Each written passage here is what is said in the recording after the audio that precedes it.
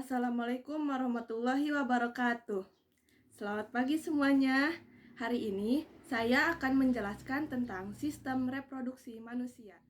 Sebelumnya, saya mau tanya kabarnya dulu nih. Bagaimana kabarnya hari ini? Jangan lupa tetap di rumah aja ya. Kalau mau keluar jangan lupa pakai masker. Seperti yang saya jelaskan sebelumnya, pembahasan hari ini adalah tentang sistem reproduksi manusia. Apa itu sistem reproduksi? Sistem reproduksi adalah proses organisme membentuk organisme lain yang mirip dengannya. Juga salah satu yang membedakan makhluk hidup dengan benda mati. Semua mamalia, termasuk manusia, merupakan organisme uniseluler karena memiliki jenis kelamin yang terpisah, yaitu jantan dan betina atau laki-laki dan perempuan pada manusia. Yang pertama ada organ reproduksi laki-laki. Organ reproduksi laki-laki terdiri dari organ seksual primer dan sekunder. Organ seksual primer terdiri dari testis dan penis. Testis sebagai tempat pembentukan sperma. Testis ini berkaitan dengan penis sebagai penyalur sperma melalui vas deferens. Selain tersusun atas organ-organ primer, sistem reproduksi laki-laki juga didukung oleh organ reproduksi sekunder yang terdiri atas 3 buah kelenjar, yaitu vesicula seminalis, kelenjar prostat, dan kelenjar Cowper. Ketiga kelenjar ini menghasilkan semen, yaitu cairan seperti susu yang memberi nutrisi dan mempermudah gerakan sperma. Yang kedua ada sistem reproduksi perempuan. Sistem reproduksi perempuan juga sama seperti sistem reproduksi laki-laki, yaitu tersusun atas organ-organ seksual primer dan sekunder. Organ primer terdiri atas ovarium sebagai penghasil ovum atau sel telur dan kelenjar endokrin. Organ sekunder terdiri dari oviduk atau saluran telur, uterus atau rahim, dan vagina. Organ reproduksi perempuan juga ada yang memiliki struktur yang sama dengan penis, yaitu klitoris. Selanjutnya saya akan membahas tentang gametogenesis atau peristiwa pembentukan gamet. Gamet-gamet atau sel-sel kelamin pada laki-laki disebut spermatogenesis dan pada perempuan disebut oogenesis. Spermatogenesis terjadi di dalam testis, tepatnya di tubulus seminiferus. Prosesnya sangat dipengaruhi oleh kerja berbagai jenis hormon. Dimulai dari membelah secara mitosis dan tumbuh sel induk sperma yang diploid, lalu berubah menjadi spermatosit primer dan kemudian membelah secara meiosis menjadi sel-sel spermatosit sekunder yang hanya membawa 1N atau haploid. Kemudian membelah lagi menjadi spermatid yang haploid. Spermatid yang mengalami serangkaian perubahan nukleus dan sitoplasma dari sel yang non-motil atau tidak bergerak menjadi motil dengan membentuk flagellum dan menjadi spermatozoa. Oogenesis atau proses pembentukan ovum terjadi di dalam ovari. Proses ini sudah terjadi sejak janin berkembang di dalam kandungan dan perkembangan akhir dicapai pada masa pubertas, yaitu sekitar 11 tahun. Sel-sel epitel germinal mengalami pembelahan mitosis berulang kali untuk membentuk sejumlah oogonium atau sel ovum awal. Oosit primer mengalami pembelahan meiosis membentuk 2 sel yang berbeda ukuran, yaitu oosit sekunder, yaitu yang besar, dan badan polar pertama atau yang berukuran lebih kecil.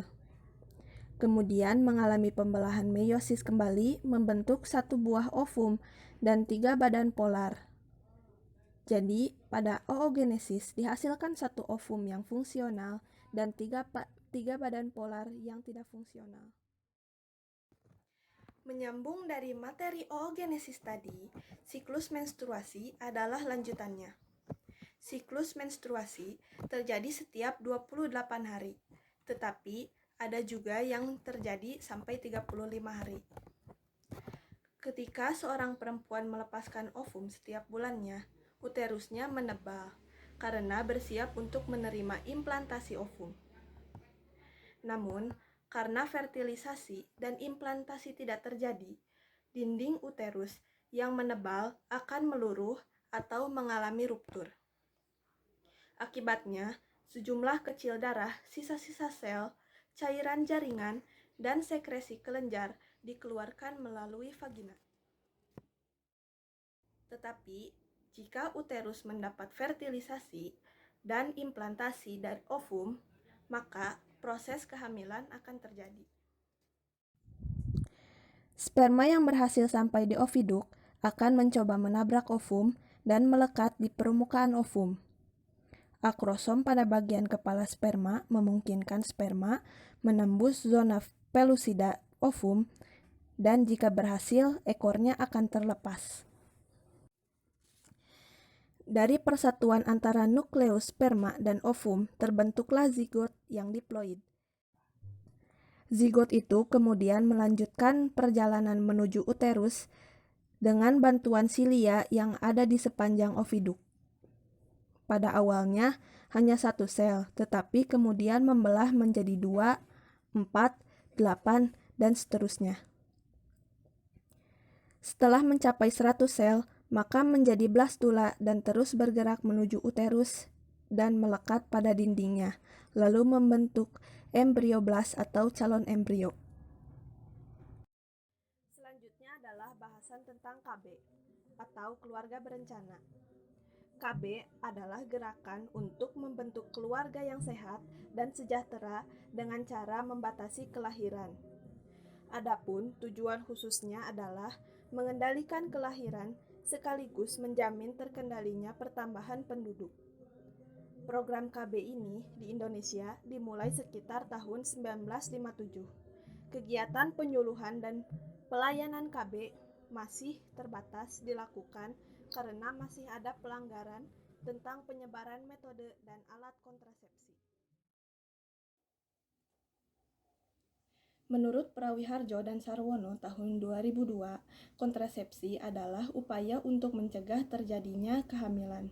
Upaya ini bersifat sementara, tapi ada juga yang bersifat permanen. Kontrasepsi permanen adalah kontrasepsi yang tidak memungkinkan lagi bagi pemakai untuk memiliki keturunan.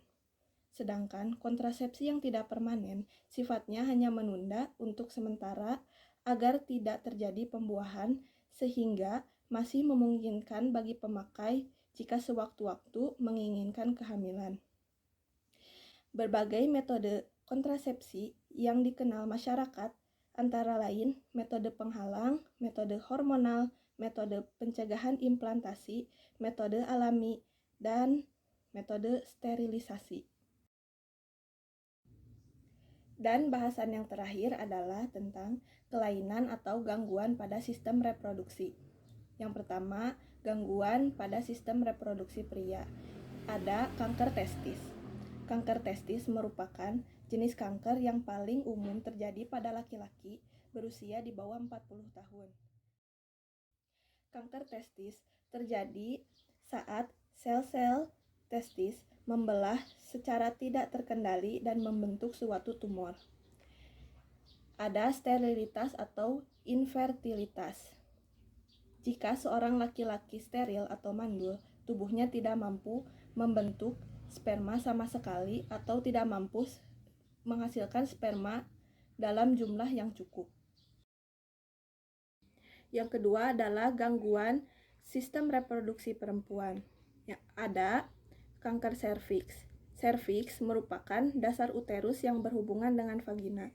Sel-sel yang terbentuk di permukaan serviks dapat tumbuh abnormal dengan bentuk yang tidak teratur. Keadaan tersebut dideteksi dengan teknik apusan jaringan. Ketidaknormalan sel-sel tersebut bukanlah bukti kanker, tetapi sel-sel yang tidak teratur dapat menjadi kanker. Masalah menstruasi.